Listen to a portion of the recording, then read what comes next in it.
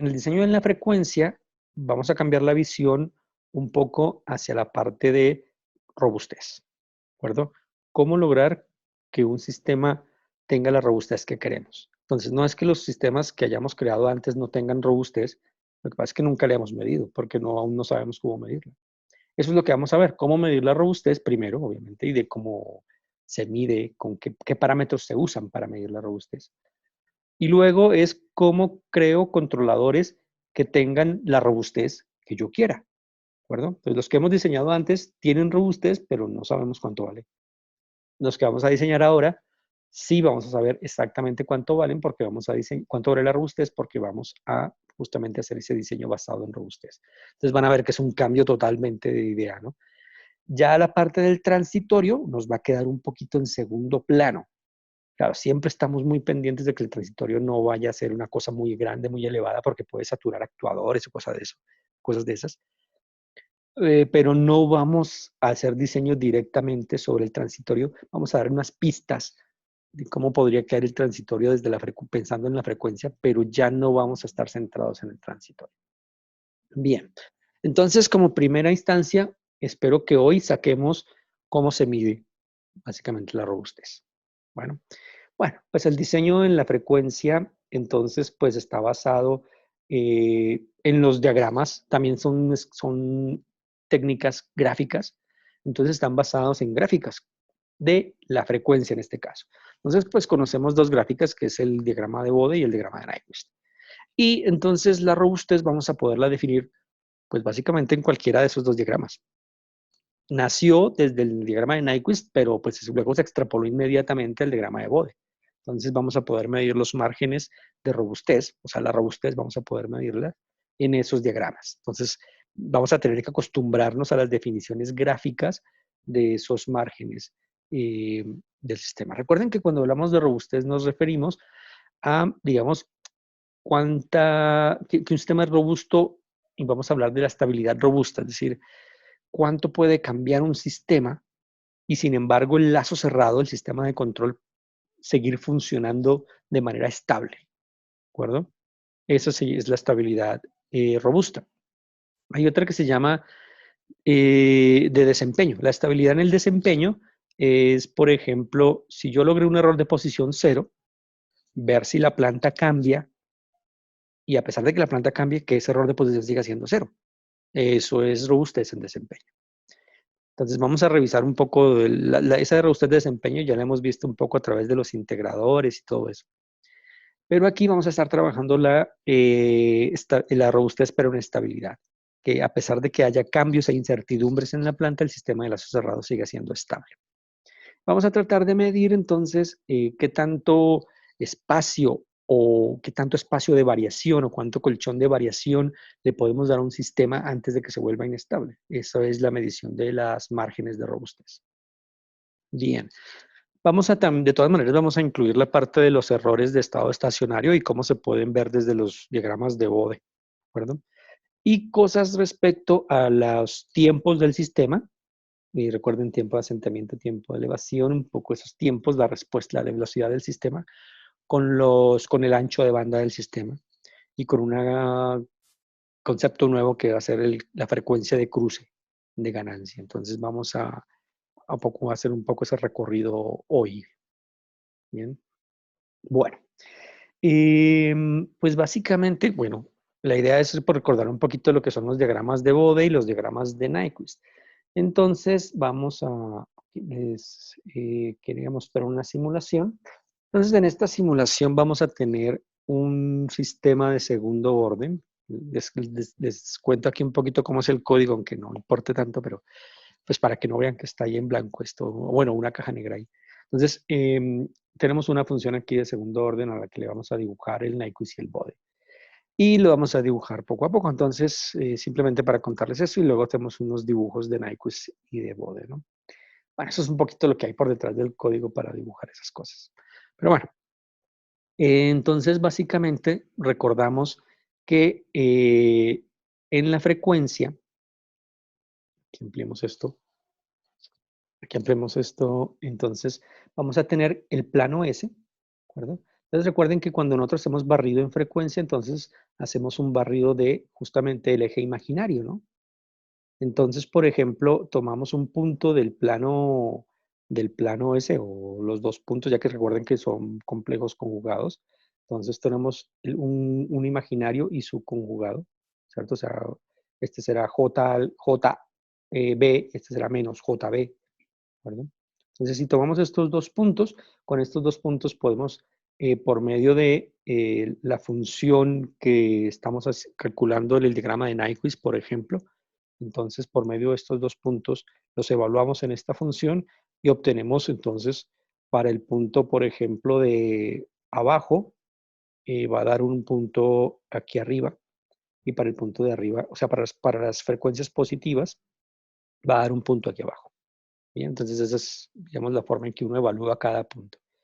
Y entonces uno, cuando hace el Nyquist, evalúa frecuencias positivas y evalúa frecuencias negativas. Cuando uno hace el BODE, uno no se preocupa mucho por las frecuencias negativas y uno solo hace la parte de las positivas. Lo evalúa y entonces, claro, lo que le sale de aquí es un número complejo, igual que aquí, pero este número complejo lo dividimos entonces en magnitud, ¿verdad? Y lo dividimos en ángulo. ¿Verdad? Entonces, por eso hay un diagrama para magnitud y un diagrama para ángulo. Entonces, recuerden que esta magnitud y ángulo, esa es de la positiva, de S1, entonces es la misma magnitud y ángulo de este. Es decir, la magnitud es qué distancia hay al origen y el ángulo es el ángulo con respecto al eje real negativo. ¿No? Entonces, ahí tenemos básicamente la misma información vista de dos maneras. Luego uno sigue avanzando con los puntos, entonces uno va tomando más puntos y van saliendo más puntos en cada uno de los diagramas y con eso uno, digamos, entre más puntos tenga, pues logra hacer el dibujo completo, digamos. Entonces aquí se ve un poco todos estos puntos de las frecuencias positivas y negativas, cómo entonces se fueron creando aquí frecuencias positivas y aquí frecuencias negativas. Y aquí solo las positivas, cómo se creó magnitud y ángulo. Y pues ya cuando tenemos todos los puntos, entonces ya podemos tener todo el esquema del diagrama de Nyquist y el diagrama de Bode. Entonces este diagrama de Nyquist, que recuerden que ya puse una función de segundo orden y eso, es pues, porque varía de función en función, ¿no? Para cada función es diferente, entonces los Bode son diferentes y los Nyquist son diferentes.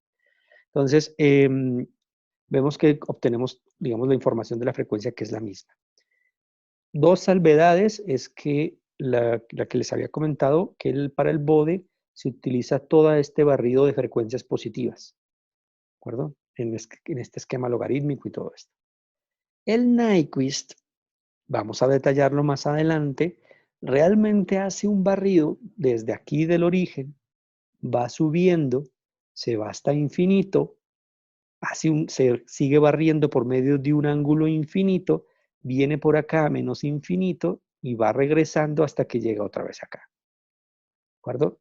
Entonces el barrido es un poquito diferente para el BODE que para el Nyquist, pero básicamente encierra la misma información.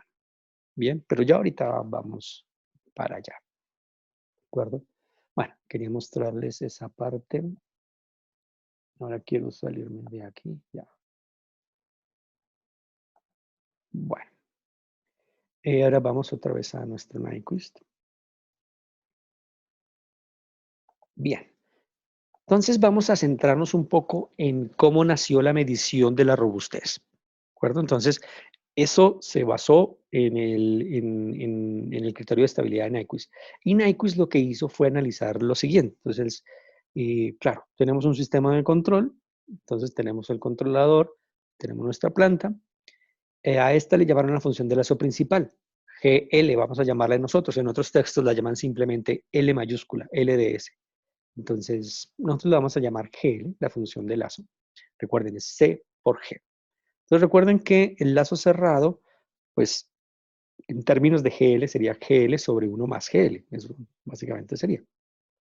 Y la ecuación característica, pues ya también sabemos que es 1 más C por G, es decir, 1 más GL. Entonces, la preocupación para saber si un sistema es estable son los polos de GO, por ejemplo, en este caso, podría decirse de esa manera, sí, es lo más, digamos, una forma de pensarlo. Pero realmente, si G, eso funciona así, no hay cancelaciones polo cero entre C y G. ¿De acuerdo? Si no hay cancelaciones entre G y C y G, entonces los polos de GO pues son los polos del sistema. Entonces, si cuando hay cancelaciones es donde uno tiene más cuidado. Entonces, la forma general es las raíces de la ecuación característica son los polos del sistema. Y espero no les cause confusión lo siguiente. Los ceros de la ecuación característica son los polos del sistema. ¿De acuerdo? Quiero que lo tengan muy en cuenta porque vamos a estar hablando de los ceros de la ecuación característica. Eso aquí se los resalto, ¿de acuerdo? En esta diapositiva, ¿no? Que son justamente lo que estamos hablando. Bien, entonces vamos a dar el detalle de cómo se origina el diagrama de Nyquist y pues su diferencia con el diagrama de Bode. Básicamente eso se resalta aquí en esta gráfica, en donde sabemos que para el diagrama de Bode se hace un barrido en el eje imaginario J omega desde 0 hasta infinito. GL se evalúa en todos esos puntos, se calcula magnitud y ángulo y se obtiene el diagrama de Bode. Bueno, pues lo mismo dijimos que era el diagrama de Nyquist, entonces cuando este punto vale 0, pues evaluamos GL y nos da un punto en esta gráfica. Puede ser incluso un punto finito o puede ser infinito. Y luego vamos aumentando omega, entonces vamos haciendo este recorrido, ¿verdad? Y cuando llegamos a infinito, entonces generalmente podríamos llegar a este punto que es el origen. Eso dependerá de quién es GLDS, ¿no? Algunas veces llegamos al origen, otras veces podemos llegar a un valor diferente. Depende del límite de GLDS cuando S tiende a infinito, ¿no? Entonces, en muchas funciones se llega aquí al origen. Este es un ejemplo de ese caso, ¿no? Dependerá básicamente de la función de transferencia GLDS. Bien, luego, a diferencia del bode, que el bode de su barrido termina aquí, en el Nyquist continuamos con un barrido, ¿de acuerdo? Que hacemos una trayectoria de puntos con un radio infinito, ¿de acuerdo? Todos estos puntos tienen una distancia infinita así hacia el origen. Entonces, hacemos todo este recorrido de puntos con radio infinito, regresamos por aquí por menos j omega con omega infinito, o sea, por menos infinito, y volvemos otra vez hasta el origen. Pero resulta que todos estos puntos que están en el infinito generalmente se quedan ahí en el límite de GL cuando S tiende a infinito. Entonces se quedarían todos en este mismo punto, en este caso el origen. Luego, cuando empezamos a hacer el recorrido por las frecuencias negativas, desde menos infinito hasta cero, entonces se genera una curva simétrica a esta y se completa el diagrama de Nyquist. Por lo tanto, el diagrama que hay aquí, que es solo para frecuencias positivas, se le llama el diagrama polar. El diagrama de Nyquist, ya haciendo el barrido completo con las frecuencias negativas, entonces nos da la otra parte simétrica. Y tenemos ya completo el diagrama de Nyquist. Bien, la idea principal de Nyquist, después de generar este diagrama, es tratar de usarlo para definir la estabilidad del sistema.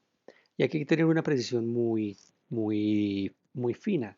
Y es que no estamos hablando no vamos a hablar de la estabilidad de GL, sino estamos preocupados es por la estabilidad del sistema de lazo cerrado.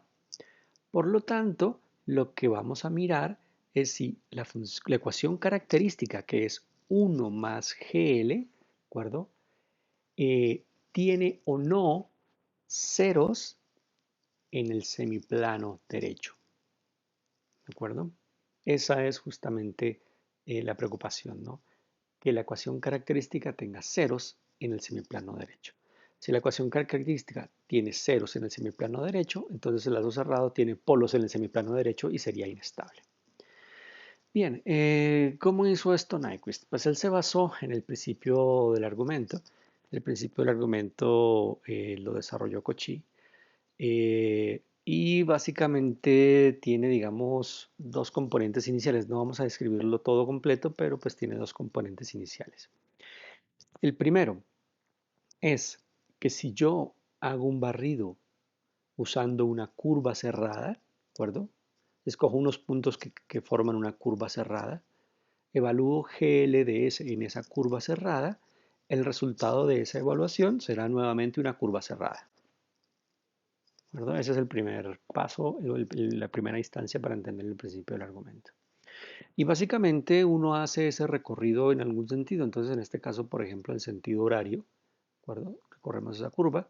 Y entonces, dependiendo quién es GL y algunos datos, algunos conceptos adicionales, la curva también nos puede resultar en sentido horario o en sentido anterior. Bien.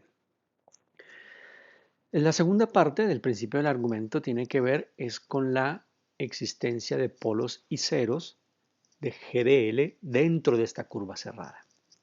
Y dice lo siguiente. Primero, recuerden, recorro la curva en sentido horario. Si GL tiene ceros dentro de esta curva cerrada, entonces el diagrama de Nyquist encerrará, ¿cierto? Tendrá aquí adentro el origen y lo encerrará con el mismo sentido, es decir, sentido horario. Si tiene dos ceros, pues lo encerrará dos veces. Si tiene tres ceros, lo encerrará tres veces. Resulta que con los polos es todo lo contrario. Si GLDS tiene polos en esta región, entonces el encerramiento que se producirá del origen será en sentido antihorario. Si tiene solo un polo acá, pues lo encerrará una vez, se encerrará el origen en sentido antihorario. Si tiene dos polos, encerrará el origen en sentido dos veces en sentido antihorario. Entonces, digamos que luego viene la mezcla, porque es que resulta que GLDS puede tener polos y ceros acá. Entonces, básicamente, lo que esto puede detectar se hace con esos encerramientos en el origen y lo que se puede detectar es la relación relativa entre polos y ceros. Por ejemplo, si tiene un cero más que un polo dentro de esta región, entonces, por ejemplo, tiene tres ceros y dos polos, entonces tiene un cero más. Entonces, el encerramiento total del origen será 1 en sentido horario. Si tiene, por ejemplo, un polo más que un cero, por ejemplo, tres polos y dos ceros, entonces el encerramiento total del origen será 1, pero en sentido antihorario. Entonces, la cantidad de encerramientos será relativa. ¿De acuerdo? Sin embargo, en conclusión básica, si hay polos y ceros de GLDS dentro de esta región, habrá encerramientos del origen, ya sea en un sentido u otro, dependiendo del número de polos y ceros. Si no hay ningún polo ni ningún cero de GL aquí adentro, entonces no hay encerramientos del origen. Nunca encerraría el origen. ¿De acuerdo?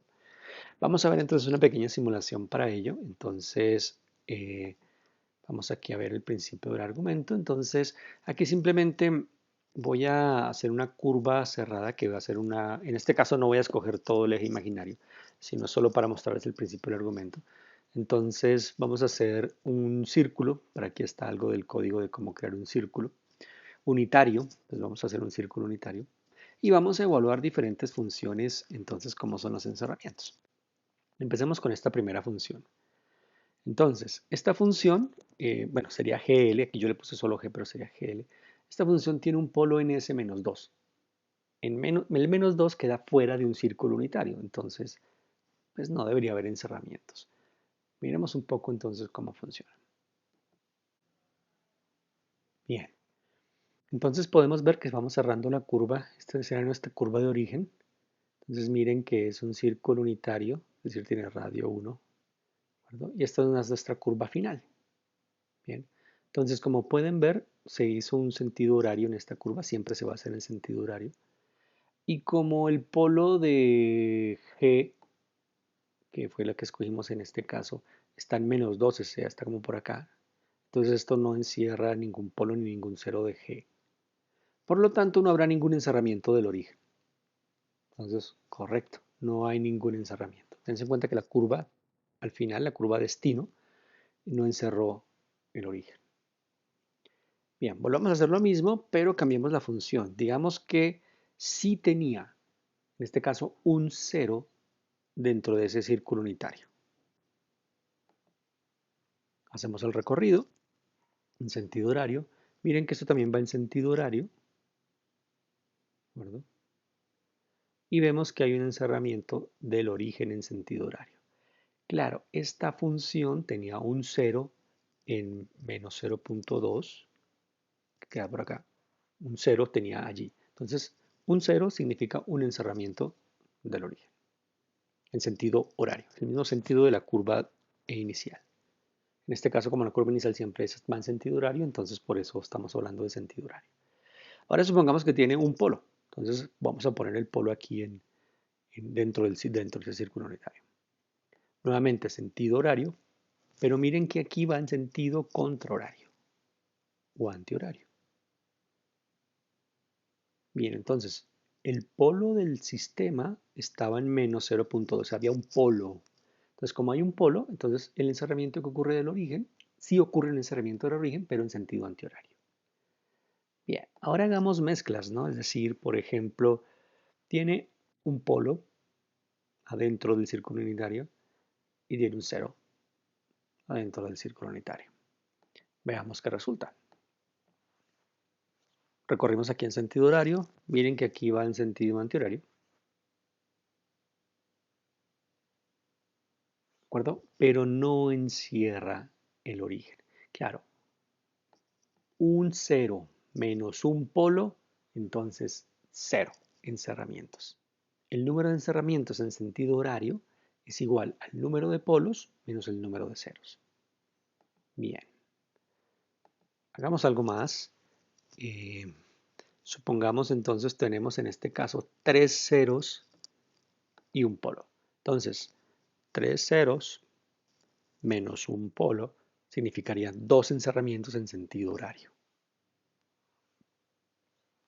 Entonces vamos haciendo la circunferencia y miren que esto va en sentido horario. Tanto el primer bucle como el segundo.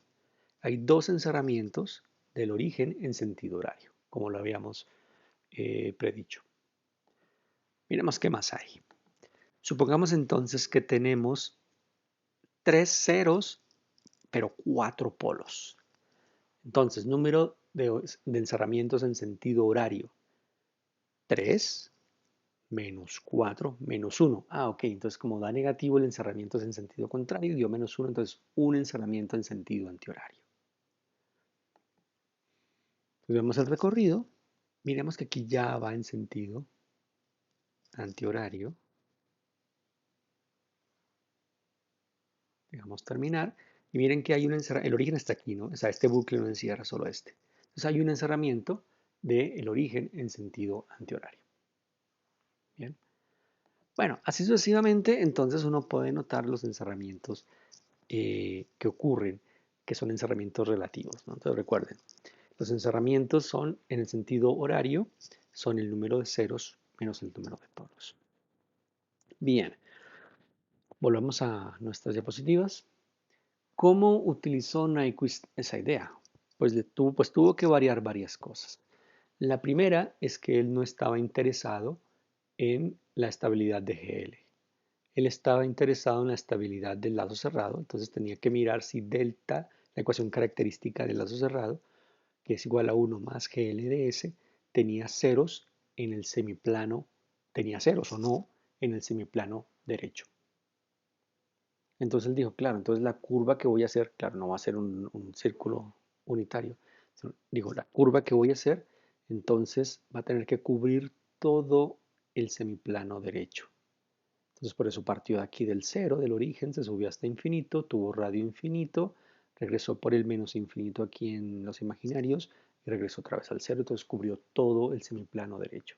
Y está en búsqueda de si la función característica del sistema tiene ceros allí. Bien, entonces recuerden, si hubieran encerramientos de polos de GL, o de ceros y o polos de GL, entonces habría encerramientos del origen. Pero eso no era lo que importaba, porque es que él no está analizando esta función. Él lo que analiza es la función 1 más GL. ¿Okay? Entonces a él no le interesan los encerramientos del origen.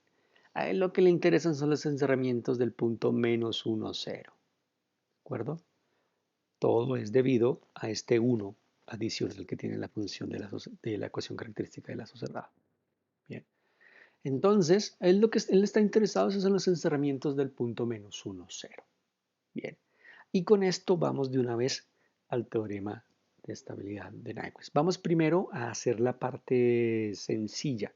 Incluso ese es el corolario del teorema. Entonces vamos primero a la parte sencilla. Y es esta, la parte sencilla y corta.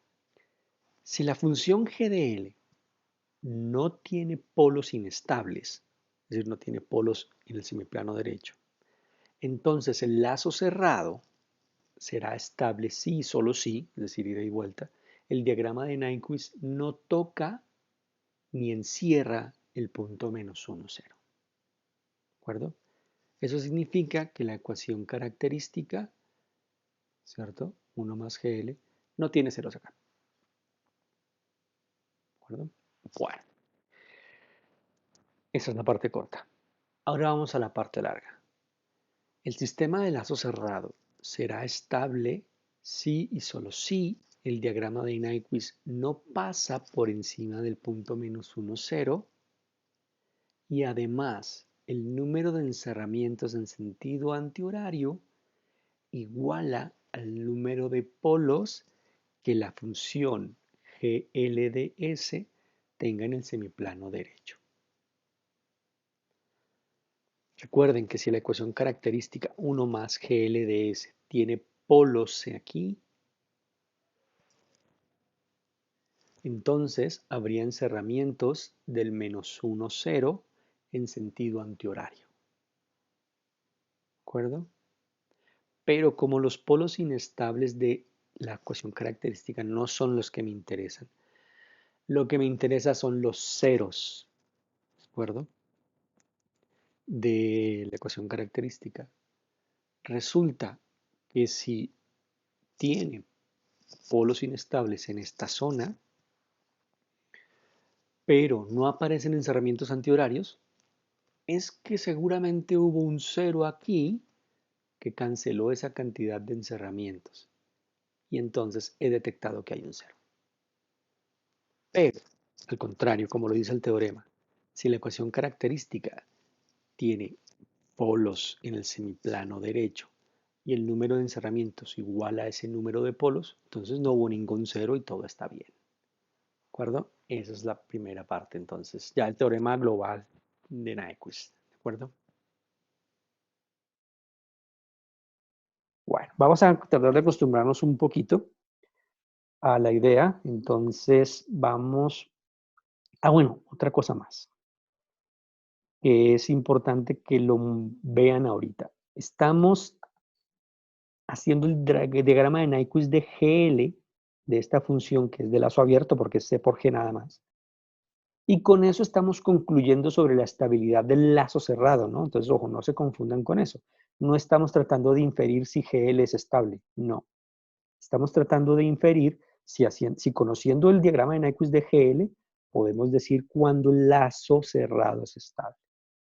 Eso es lo que suele causar más confusión, ¿de acuerdo? Entonces, no estamos hablando de la estabilidad de GL. Estamos hablando de la estabilidad de todo el sistema de lazo cerrado. Bien, entonces, por ejemplo, aquí les tenía una idea de, supongamos que C por G es esta función de transferencia. Entonces, vamos a evaluar. Entonces, hagamos aquí siempre que se vea más claro, un ZPK para que se vean los polos y los ceros. Ahora, supongamos que GL es esta función de transferencia. Esto es C por G. Algo fue C, algo fue la planta y algo fue el controlador. Pero bueno, ahorita no estoy pensando en quién fue quién, sino GL ya es todo esto. Pues mire que no tiene polos inestables. Entonces vamos para la parte corta del teorema de Nyquist. Entonces, como no tiene polos inestables, si yo hago el diagrama de Nyquist, ¿cierto? De ahí puedo deducir si el sistema de lazo cerrado va a ser estable o no. Entonces voy a dibujar, miren, el mapa de polos y ceros de la ecuación característica, en donde me va a importar los ceros de la ecuación característica, ¿cierto? Y voy a dibujar el Nyquist. Y vamos a ver qué podemos concluir de todo esto. Listo, este es el Nyquist. Entonces recuerden, lo importante es el encerramiento del punto menos 1, 0. Entonces, primero familiaricémonos con el dibujo que resultó. Entonces, miren que resultó unas frecuencias que van creciendo así. Aquí parece que hay un bucle y luego regresan por acá. Listo, identificado, digamos, un poco el diagrama de Nyquist. Ahora le hacemos un zoom a este punto porque es que no se ve muy claro si encierra o no. Desafortunadamente, MATLAB nos da aquí una opción de hacer el zoom. Y aquí tenemos el zoom de esa parte. Ya entonces tenemos que el punto menos 1, 0 aquí nos lo marca MATLAB menos 1 y 0 porque está aquí sobre el eje de la parte real negativa. Entonces hay encerramientos.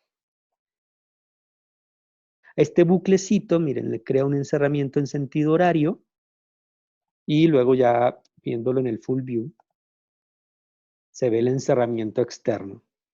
Entonces, dos encerramientos. Ok, en el sentido horario. Como hay encerramientos, y esta función, recuerden que cuando le hice el ZPK, me mostró que no tenía polos inestables, entonces significa que este sistema, no, por teorema de Nyquist, no debía encerrar ni tocar el punto menos 1, 0. No tenía que hacerlo. O sea que el sistema es enlazo cerrado. GL, miren, esa es la diferencia. GL es estable. Pero cuando yo haga el lazo cerrado, su diagrama de Nyquist me acaba de demostrar que va a ser inestable, porque hay encerramiento. Miremos el mapa de polos ceros de la ecuación característica. Este es el mapa de polos y ceros de la ecuación característica. Lo que me interesan son los ceros de la ecuación característica. Es decir, este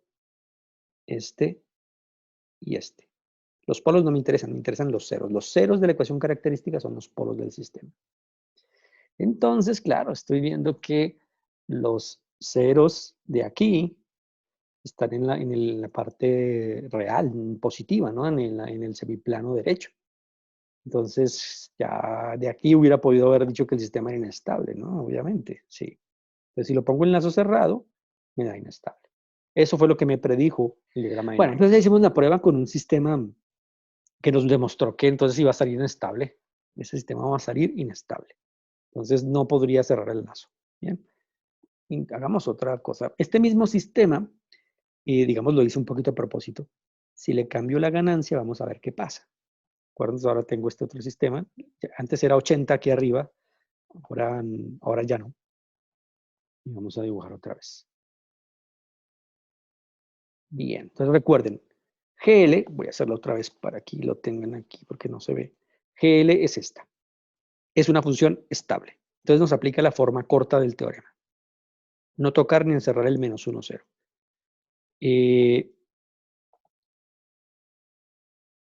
Sí, correcto. Va a ser estable porque no toca ni encierra. Esto nos demuestra las raíces de la ecuación característica, entonces los ceros de la ecuación característica estaban en la parte izquierda, así que sí era estable.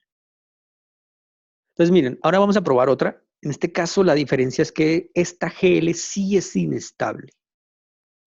Recuerden, no estamos tratando de definir la estabilidad de GL, no, estamos tratando de definir la estabilidad del lazo cerrado. Entonces vamos a correr lo mismo. Y nos salió esto.